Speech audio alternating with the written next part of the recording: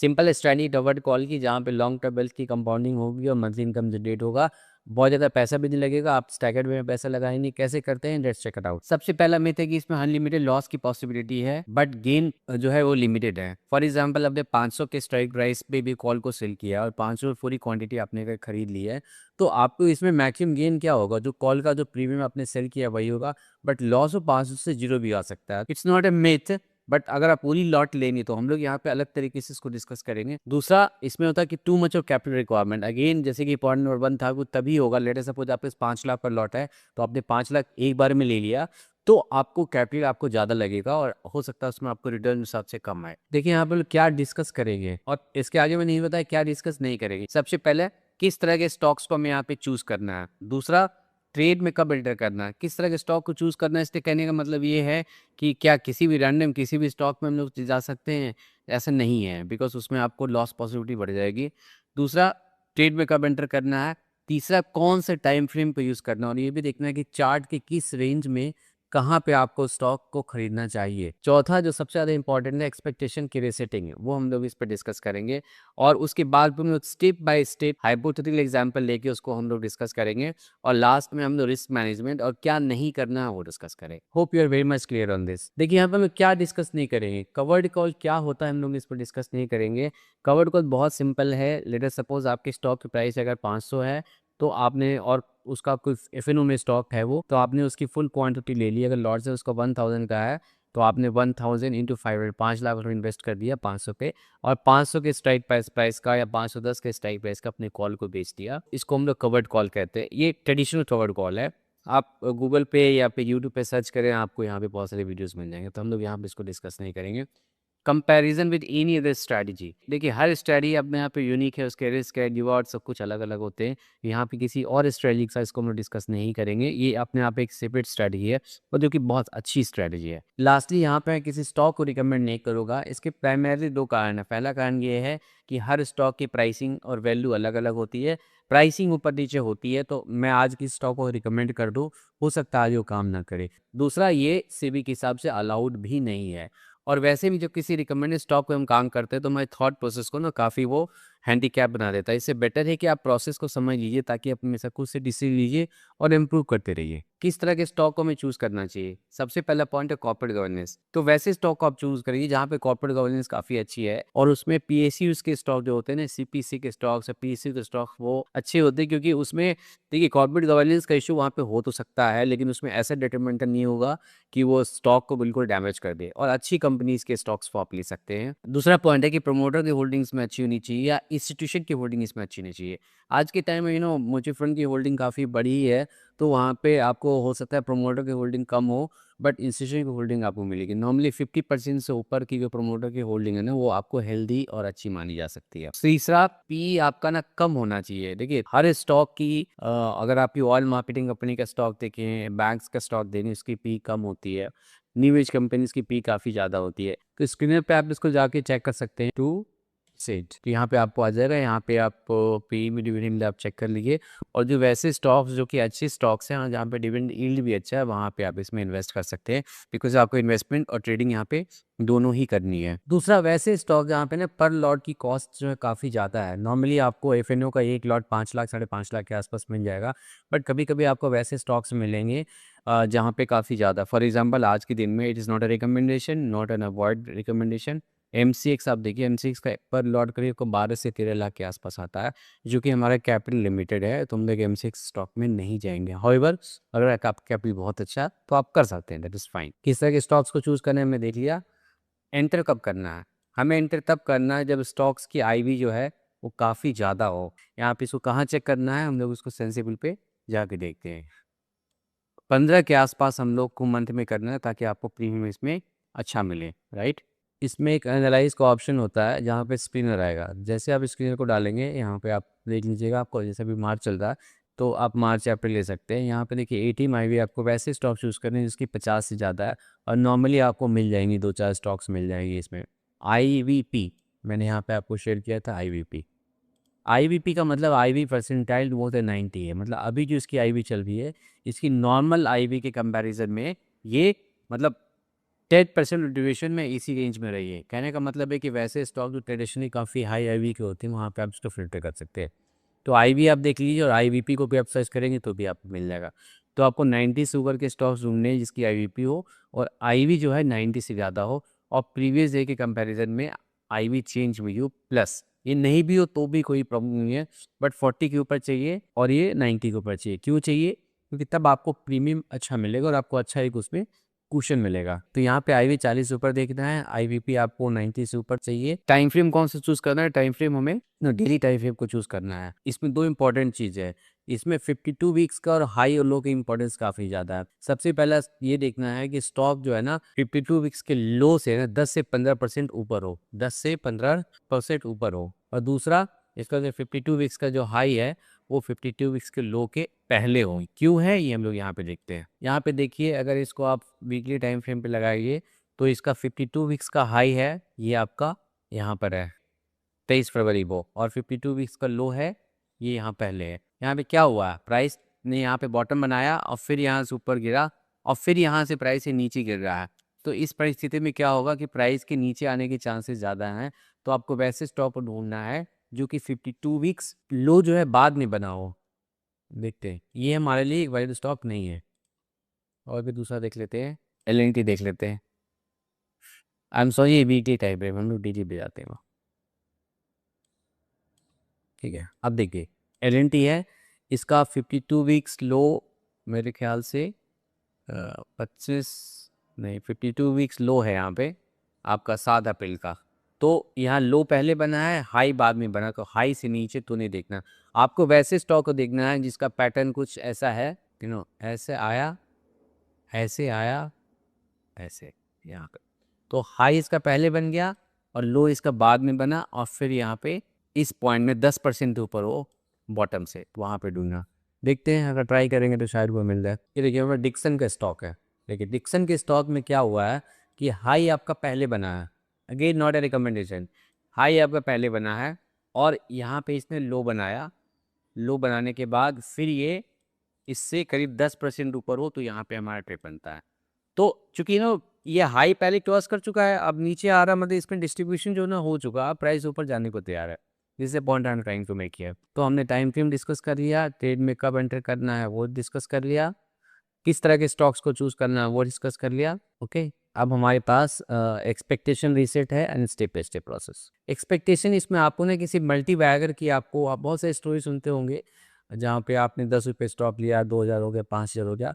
वैसे आपकी एक्सपेक्टेशन आपको यहाँ पे नहीं रखनी है, बिकॉज नॉर्मली आप एफ के स्टॉक में ट्रेड करते हैं तो एफ में उसकी चाल काफ़ी मॉडरेट होती है, मतलब ऐसा नहीं होगा कि 10 से 500 हो जाएगा। दूसरा, इसमें आप एक्सपेक्टेशन जो आपकी है ना, म्यूचुअल फंड के जो रिटर्न्स है ना, काफ़ी बेहतर रिटर्न उसमें एक्सपेक्ट कर सकते हैं। जो भी हो, मतलब रिटर्न इसमें मैं आपको बता नहीं पाऊंगा, बट आप खुद ही ट्रेड करोगे तो आप समझ जाओगे आपके रिटर्न्स में काफ़ी बेहतर होंगे। अब यहाँ पे हम लोग स्टेप बाय स्टेप समझते हैं, ये बहुत इंपॉर्टेंट है क्योंकि इससे आप पूरी ट्रेड के सेटअप को समझ सकते हैं। आपका इसमें आइडियल जो कैपिटल है 3 से 4 लाख पर स्टॉक में होना चाहिए। अगर आपको 4 स्टॉक में ट्रेड करना है तो कम से कम आपको 12 से 16 लाख का हो, उससे कम भी हो तो काम चल जाएगा, मतलब आपको 2-2.5 लाख में भी काम चला सकते हैं, बट थोड़ा सिचुएशन उसमें टाइट हो जाएगी। अब एक एग्जांपल लेते हैं, कोई स्टॉक है जिसकी प्राइस है 500 चल रही है, उसकी लॉट की साइज़ 1000 है, तो हमारा इसमें अगर आपको पूरा लॉट अगर कॉस्टिंग कर देखनी है तो आपको 5 लाख हो रहा। इससे हमारा क्राइटेरिया फुलफिल है कि 5 से 6 लाख के आसपास होना चाहिए। नेक्स्ट, जब आप फर्स्ट बाई करेंगे कब करेंगे? जब आई बी उसकी 40 से ऊपर हो और उसकी आईवीपी 90 से ऊपर हो। अगर वैसा कोई आपके आपके सिलेक्टेड स्टॉक में मिल गया और उसका 52 वीक्स का जो हाई है पहले बनाओ और 52 वीक्स का लो जो है वो बाद में बनाओ, और मतलब नीचे गिरने के बाद ऊपर उठने की कोशिश कर रहा हो, तब उस कंडीशन को जब फुलफिल होगा तो पहला बाई कब करेंगे? तो सबसे पहला 20% बाई करेंगे। लॉट से आपका 1000 है तो आप कितना बाई करेंगे? 200 क्वांटिटी के साथ साथ अब एक कॉल को भी सेल करेंगे। कितने पे? जो आपकी स्टॉक की प्राइस है, बाइंग प्राइस है, उससे 12% ऊपर, 12%, 15%, 20, 10 कुछ भी आप कर सकते हैं। I normally do at 12% because मैं यहाँ पे काफ़ी कंफर्टेबल रहता हूँ। आप अपने हिसाब से चूज़ कर सकते हैं। My recommendation is 12%। तो 12% पे मतलब आपको 560 पे आप कॉल को सेल करेंगे। नॉर्मली आपको ये 12 से 15 रुपये का मिल जाएगा, मतलब आपको पर कॉल सेल में आपको 10-12 हज़ार रुपये का प्रॉफिट होगा। नॉर्मली इससे ज़्यादा रहता है, बट मैंने आप कंजर्वेटिव साइड में 10,000 मान के चल रहा हूँ। ठीक है, तो आपने 10,000 रुपये का प्रीमियम कलेक्ट कर लिया। और यहाँ पे याद रखिए आपने सिर्फ 1 लाख का इन्वेस्टमेंट किया है, तो आपका 1 लाख का इन्वेस्टमेंट है, 10,000 का आपको प्रॉफिट आ रहा है एक महीने में, तो आपका ड्रॉ डाउन कितना होगा, इन 100 पॉइंट माइनस जाएगा, मीन्स ड्रॉ डाउन आपका 400 का हो, मतलब आपको 400 पॉइंट आपका ब्रेक इवन है। उसके नीचे आपका इस ट्रेड सेटअप में लॉस होना स्टार्ट होगा। आपके पास 3 से 4 लाख जितना है, तो आपने 1 लाख का इन्वेस्ट किया और बाकी पैसे को आप किसी लिक्विड के ETF में रख लीजिए और उसको प्लेज कर दिए ताकि आप कॉल को सेल कर सकें। अब आपके पास 3-4 स्टॉक्स जब होंगे तो आपको किसी न किसी से आपको लिक्विड में पैसा निकाल सकते हैं, डाल सकते हैं, तो आपका कॉल सेल होता रहेगा। एक कॉल सेल में मार्जिन आपकी मेरे ख्याल से 70-80 हज़ार के आसपास आएगी। ठीक है, तो ये आपने पहली बाइंग कर ली और पहली बाइंग करने के बाद आपको इसमें GTT ऑर्डर लगानी है। कैसे लगानी है, क्या लगानी है, यहाँ समझते हैं, क्योंकि ऑफिस वर्क की स्ट्रेटजी है। पहला जो बाई करेंगे 20% का बाई करेंगे, 3% जो ऊपर जाएगा। हमारा 500 था, मतलब 515 पे 200 क्वांटिटी बाई करेंगे। दूसरा बाई करेंगे 6% ऊपर, फिर 20%, तो यहाँ का 200 हो गया 530 पे, फिर 200 545 पे 9% पे। लास्ट का जो बाई होगा वो कॉल आपने कितने का बेचा, 560 का। 560 में आपको उसमें प्रीमियम कितना मिला है, 10 रुपये का। 560 और 10 को ऐड कर लेना है, 570, मतलब 570 के ऊपर आपको लॉस होना शुरू होगा, तो 570 पे आप 200 पाई करेंगे। समझ गए? हाँ, अब करना क्या है, हमने ये सेल कर लिया। इसको मैं आपको एग्जांपल से भी दिखाऊंगा किस प्राइस पे एक्सपायर होने पे आपको प्रॉफिट और लॉस क्या होता है। तो आपको यहाँ पे क्या करना है, प्रीमियम को मेल्ट करने देना है। नॉर्मली लोग गलती यहाँ पे क्या करते हैं कि जैसे ही थोड़ा सा प्रॉफिट मिला तो आपने कॉल को भी निकाल दिया और आपने स्टॉक को भी निकाल दिया। आपको कॉल में भी टैक्स देना पड़ेगा और आपको स्टॉक में भी टैक्स देना पड़ेगा, कोई फ़ायदा नहीं। और आपको इवेंचुअली पैसे निकाल के कहीं और डालना भी है, तो आपको फालतू का टैक्सेशन क्यों दें, और आपका एक सेटअप खराब हो जाता है। तो आपको प्रीमियम को बेल्ट होने देना है। एक्सपायरी के दिन पे आपको अगले मंथ में आपको चले जाना है। कोशिश ये करनी है कि इक्विटी की जो होल्डिंग है बनाए रखें, ताकि आपको टैक्सेस और चार्जेस जो है कम से कम लगे। कॉल तो आपको कवर करना पड़ेगा, बट इक्विटी आप रख सकते हैं। ठीक है, पहले अभी 500 पे दिया और 500 पे एक्सपायर हो गया, प्राइस ऊपर गया ही, नीचे बेचे करके यहीं पे एक्सपायर हो गया, तो आपको यहाँ पे स्टॉक में कोई प्रॉफिट नहीं होगा, लेकिन कॉल सेल में आपको 10,000 रुपये का प्रॉफिट होगा।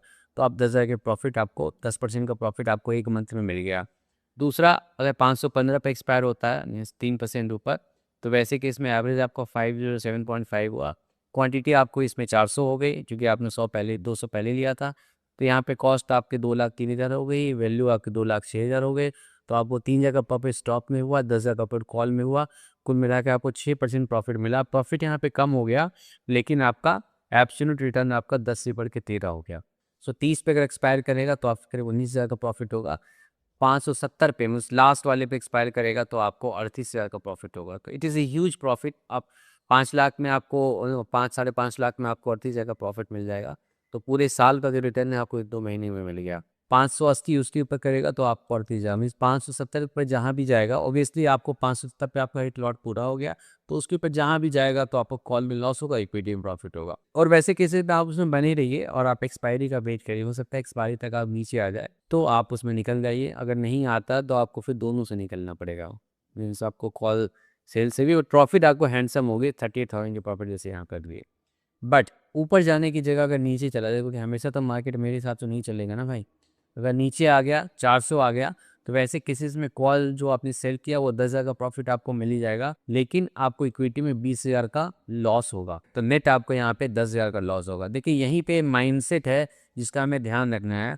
आपने एक स्टॉक को खरीदा है, छोटा आपके पास 3-4 लाख का कैपिटल था, तो आपने उसमें 1 लाख रुपए लगाया है। कॉल में सेल में 10,000 रुपये है, वो तो आपको मिल गई, मीन 10% आपको प्रॉफिट आ गया। बट येस, आपका इक्विटी की होल्डिंग आपकी माइनस हो गई है, बट आपको 10% का प्रॉफिट ऑलरेडी आ गया है, पैसे आपके थोड़े लगे, तो आपको यहाँ पे इसका माइंड ध्यान रखना है। उसके बाद आपको एक्सपायर होने दीजिए अगले महीने की जो कॉल की सेल को। नॉर्मली बहुत सारे लोग नीचे आके मंथ जैसे 400 पे क्लोज हुआ तो 450 480 पे करते हैं। मैं ऐसा नहीं करता, मैंने फिर जाके फिर 560 की कॉल को सेल करूँगा, भले ही मुझे 2 रुपये को ले। क्यों? क्योंकि मेरा इक्विटी तो इंटैक्ट है ना। आपको 10% मिल चुका है, आपको 2% और मिल गया, आपको साल के 12% मिल गए। आप इसको ऐसे देख सकते हैं, जो कि आपको किसी भी तरीके की रिटर्न से ज़्यादा। तो जब मार्केट नीचे गिरे तो आपको कभी भी आपको एक्स्ट्रा बाई नहीं करनी है, स्टैगर्ड बाई हमेशा ऊपर करनी, नीचे आपको बॉटम में कभी आपको एवरेज नहीं करना। और इस प्रोसेस को कंटिन्यू करिए। आपने यहाँ पे नीचे भी गया तो आपने 1 लाख रुपये लगाया, उसका 10% में से 10,000 रुपये आपको मिल गया, इमीडिएट मिल गया। और हर महीने आप 1-1 हज़ार रुपये का भी 1% का भी सेल करेंगे, मतलब 1,000 तो मिल ही जाएगा आपको। तो आपको साल से 11 तो 19% का प्रॉफिट आपको मिल जाएगा यहाँ पे। और हर स्टॉक में आपके साथ नहीं होगा, क्योंकि कोई स्टॉक आपको 38,000 का भी और 28,000 रुपये प्रॉफिट देगा। तो कुल मिला के आपके पैसे का 10-15 लाख रुपए हैं, तो आप 3-4 स्टॉक में इसको आराम से ले सकते हैं। जबकि पैसे की तंगी हो, तो पैसा आपको फंस गया हो, तो आप एमटीएफ यूज़ करनी चाहिए। आजकल बहुत सारे ब्रोकर्स एमटीएफ की फैसिलिटी यहाँ पे देते हैं। क्या नहीं करना है, तो किसी भी सूरत में जो इनिशियल बाई प्राइस है उसके नीचे बाइंग नहीं करनी है, क्योंकि देखिए हमेशा बहुत ही टेम्प्ट होगा बाई करने का, बट हमें बाई नहीं करनी है। और आपके पास पैसा पड़ा है तो आपको एमटीएफ को हमेशा अवॉइड करना है। पैसा है तो आप पैसा लगाइए, एमटीएफ से यूज़ मत करिए। और एक्स्ट्रा पैसा जो है हमेशा आपको लिक्विड ईटीएफ में आपको डाल के रखना है, वो आप आइडियल आप उसमें मत छोड़िए, क्योंकि आपका कैपिटल मैनेजमेंट भी हो गया यहाँ पे, आपका रिस्क मैनेजमेंट भी हो गया यहाँ पे। तो इसको मैं सम अप कर देता हूँ, किस तरह के स्टॉक को चूज़ करना है, जो कि स्ट्रॉन्ग पेडिग्री हो, कॉर्पोरेट गवर्नेंस अच्छी हो, नॉन गवर्नमेंट सेक्टर कंपनी हो, डिविडेंड यील्ड हो, एटसेट्रा, और वो हाई पहले लगा चुका हो, लो बाद में लगाया हो, और उसके बाद 10% 20% ऊपर ट्रेड कर रहा हो अपने लो से। ट्रेड में एंटर कब करना है, जब उसकी आईवी 18 की आईवी 40 से ऊपर हो। हमें सेंसिबल में जाकर देखना है, मैंने इसमें आपको बता दिया है। और आईवी भी उसका 90 से ऊपर हो। टाइम फ्रेम कौन सा चूज़ करना है, डेली के टाइम फ्रेम में आपको सारे देखने हैं यहाँ पे। एक्सपेक्टेशन यही है, आपको मल्टी बाय एक्सपेक्टेशन नहीं रखनी है, बट आपको इसमें इक्विटी से काफ़ी बेहतर रिटर्न मिलेगा और म्यूचुअल फंड से बेहतर रिटर्न मिलेगा। स्टेप बाय स्टेप प्रोसेस यहाँ पर ने समझ लिया है। सबसे पहले आपको एक प्राइस पे 20% ऑफ द लॉट खरीदना है, फिर 3% ऊपर जाकर फिर 20% खरीदना है, फिर 3% ऊपर जाकर फिर 20% खरीदना है, फिर 3% ऊपर जाकर फिर 20% खरीदना है। अगर प्राइस कुछ रेंज में पहुँचता है तो जीटी और लगानी है। और लास्टली जो आपको कॉल की स्ट्राइक प्राइस है और उसमें आप प्रीमियम ऐड कर दीजिए, वहाँ पे आपको लास्ट 20% खरीदना है। एक्सपायरी तक होल्ड करना है, प्रीमियम को 0 होने देना है, फिर अगले महीने का आपको कॉल को सेल करना है। क्या नहीं करना है, कभी मार्केट जब नीचे जाए तो आपको उसमें बाइंग नहीं करनी है। नॉर्मली लोग एवरेज कभी बाई करते हैं, हमें नहीं करना है। ऊपर जाएगा तभी बाई करना है। होप आपको वीडियो पसंद आया होगा। पसंद आया होगा तो लाइक करिए, सब्सक्राइब करिए, दोस्तों का शेयर करिए। डिसिप्लिन रहिए और आप रिस्क मैनेजमेंट का ध्यान रखिए, पोजीशन साइज का ध्यान रखिए। ये बहुत ही अच्छी स्टडी, इसमें आपको अच्छी रिटर्न मिलेगी। Thanks a lot, bye bye.